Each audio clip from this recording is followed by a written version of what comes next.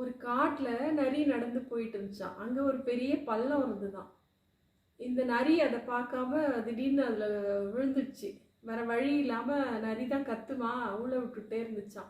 அங்கேருந்து ஒரு சிங்கம் வந்தது. ஏன் இப்படி கத்துற அப்படின்னு கேட்டதுக்கு, நான் ஒரு கெட்ட கனவு கண்டேன், அதனால இந்த பள்ளத்துல வந்து நான் பத்திரமா இருக்கேன் அப்படின்னு சொன்னிச்சான். சிங்கம் கேட்டுதான், என்ன அப்படி கெட்ட கனவு கண்ட அப்படின்ட்டு. நாளைக்கு உலகமே அழிஞ்சிரும், இந்த பள்ளத்துக்குள்ள யார் யார் இருக்காங்களோ அவங்க மட்டும் தப்பிச்சுப்பாங்க அப்படின்ட்டு நரி வந்து தந்திரமா சொன்னிச்சான். எப்படி மேலே ஏறி வர்றது அப்படின்ட்டு யோசனை பண்ணி அதுக்கு ஒரு கதையை சொன்னிச்சான்.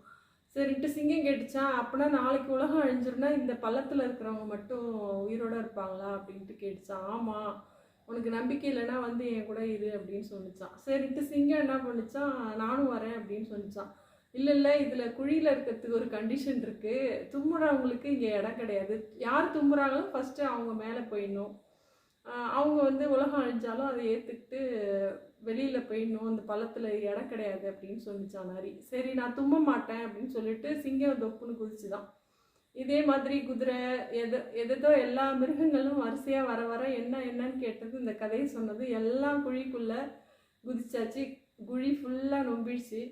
அங்கேருந்து கடைசியாக ஒரு யானை வந்தது, அதுவும் கேட்டுட்டு அதுவும் அந்த பள்ளத்தில் இறங்கிடுச்சு. இறங்கிட்டு என்ன எல்லாரும் வந்துட்டாங்க, ஓகே நம்ம இப்போ தான் தப்பிக்கிறதுக்கு சரியான நேரம் அப்படின்னு சொல்லிட்டு நரி என்ன பண்ணுச்சு, ஹச்சின்னு ஒரு தும்மல் வேகமாக போட்டுச்சு. எல்லாரும் சேர்ந்து இதை முறைச்சாங்க. கண்டிஷன் போட்டதே நீ தானே, தும்புறவங்களுக்கு இந்த பள்ளத்தில் இடம் இல்லை அப்படின்னு சொல்லிட்டு நீ ஃபஸ்ட்டு மேலே போ அப்படின்னு. யானை என்ன பண்ணுச்சா, தும்பிக்கையில் தூக்கி ஒரே வீசு தூக்கி வெளியில் போட்டுருச்சான்.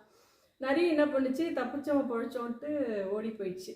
அந்த இடத்துலேருந்தே ஓடி போயிடுச்சு, அந்த பள்ளத்துலேருந்து. ஏன்னா சில பேர் இப்படி தான் சாதுரியமாக தான் ஒரு ஆபத்துலேயோ இல்லை ஒரு விதமான சிக்கல்லையோ மாட்டிக்கிட்டா அடுத்தவங்களையும் நைஸாக இழுத்து அதில் தள்ளி விட்டு அவங்க மேலே போயிடுவாங்க. யார் பாதிக்கப்பட்டிருக்காங்களோ அவங்க மேலே போயிடுவாங்க. ஐயோ பாவம், நம்ம போய் என்னன்னு கேட்டோம்னா நம்மளை இழுத்து பள்ளத்தில் தள்ளிடுவாங்க. இந்த மாதிரி தான் நரி குணம் உள்ள மனிதர்கள்லாம் நிறைய பேர் இருக்காங்க. இது ஆண்களை விட பெண்களுக்கு அதிகமாக தான் நடக்குது. நிறைய பெண்கள் பாதிக்கப்படுறாங்க. இந்த மாதிரி நரி தந்திரம் பண்ணுறவங்கள்ட்ட கொஞ்சம் ஜாகிரதையாக தான் இருக்கணும். நம்ம வந்து அவங்கள ஒதுக்கி வைக்க முடியாது, அவங்க இல்லாமலும் நம்ம வாழ முடியாது. எல்லாம் சேர்ந்தது தான் இயற்கை, எல்லாம் சேர்ந்தவர்கள் தான் மனிதர்கள்.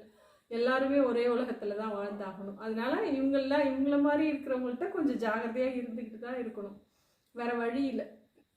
நன்றி.